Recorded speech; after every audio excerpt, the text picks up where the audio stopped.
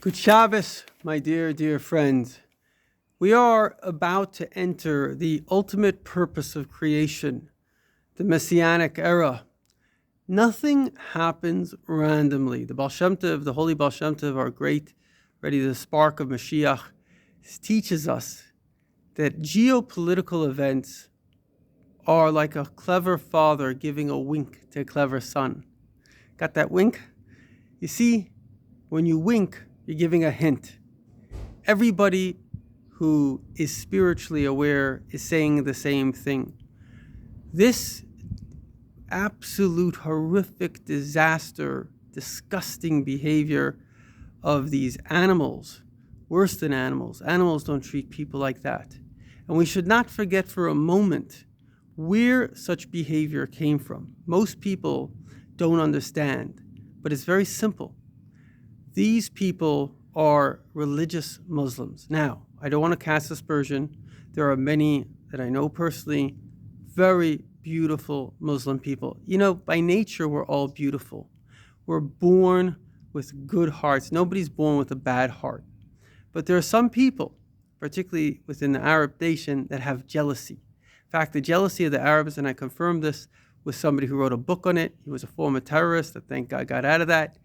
And the jealousy goes back to Yishmael. Yishmael, the oldest son of Abraham, was kicked out of the home. Now, we often don't think about this, but how do you think he felt? He must have felt like the lowest piece of dirt on earth. Now, truth be told, he was jealous of his brother and he wanted to murder him. So there was a good reason he was kicked out of the home. So the bottom line is, as Lawrence of Arabia, who obviously had a lot of experience with Arabs, said, Arabs have what we would call, I think it's called xenophobic, when you're ashamed in front of other people, and this creates a jealousy of people that don't have shame, creates a hatred, and therefore this terrible, disgusting behavior. However, we have to be honest that this concept of jealousy is within all people. We find in this week's Torah portion, Cain killed Havel. And what happened was the first jealousy created the first murder. So to rectify the sins of the past, to actually enter into the Messianic state, both personally and hence globally, we have to overcome the sin of jealousy. In fact, it's very interesting. The only commandment which tells us which emotion to have in the 10 Commandments is not to be jealous. So it must be a very, very, very important and terrible, terrible disease as we see it is. In fact, there's a book called The Tyranny of Malice, an entire field of psychology by Melanie Klein called Kleinian Psychology, all about how jealousy makes us insane. That's behind anti-Semitism. It's behind anti-America, behind anti-wealthy. It's all just jealousy. And the antidote to jealousy is to realize that really nothing that you have do you deserve to have. Because jealousy is when my ego tells me it's not fair.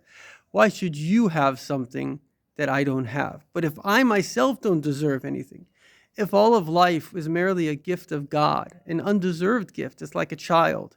Imagine a child is jealous. But really, if you think about it as a child, if you were thought about it, you don't deserve anything. Everything you have was out of the love of your parents.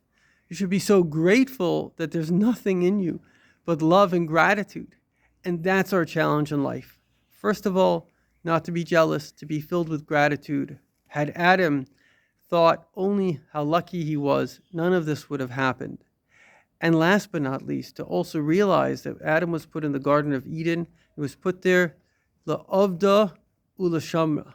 And what that means is that we have a mission in this world. We're here not to be progressive, which is I'm better than you, I'm progressive, but to progress. The whole world is always progressing. Life comes from an infinite source that makes it always better and better. And our job is to be part of that equation, always thinking, how can I be better? How can I give more? How can I help more? Never see myself as perfect. Always see myself as perfecting. The whole world is getting better and better. The world today, the very fact that we're so horrified, which is obvious, because even those people that, if you want to call them on the other side, they have realized that this side that they've been supporting is pure evil. And now we can all get into the right side, the side of God, the side that this world is a garden. It's God's garden, and we're each a tree. And every single tree, the way it goes forward is through growing. It's not through thinking I'm better than you, because I'm not. If I didn't have God pulsating life, I once asked a cardiologist, how does the heart beat? You have electricity. Where does electricity come from? He picked his hands up. He said, God. Everything, every moment is just an unwarranted gift. So thank you, God, for giving us life. Thank you, God, for destroying cruelty and evil and sadism.